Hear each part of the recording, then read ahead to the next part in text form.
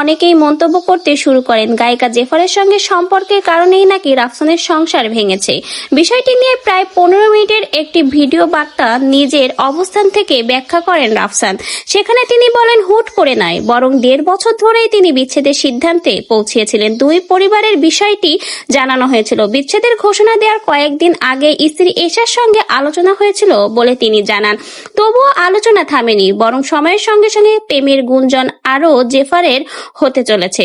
যদিও এখনো জেফার স্পষ্ট করে বলেন রাফসানের ডিভোর্স তার ব্যক্তিগত বিষয় এবং তার সঙ্গে কোনো প্রেমের সম্পর্ক নেই। 2 বছর থেকে অস্বীকার, ব্যাখ্যা আর নীরবতার পর অবশেষে শুরু হয় নতুন কাহিনী। দৃশ্যপট বদলায়। রাফসানের ঘনিষ্ঠজনদের থেকে জানা যায় জেফার ও রাফসানের বিয়ের সিদ্ধান্ত নিয়েছেন। আজ বুধবার সকালে ঢাকার অদূরে জেফার ও রাফসানের গায়ে হলুদের অনুষ্ঠান ও সন্ধ্যায় বিয়ে।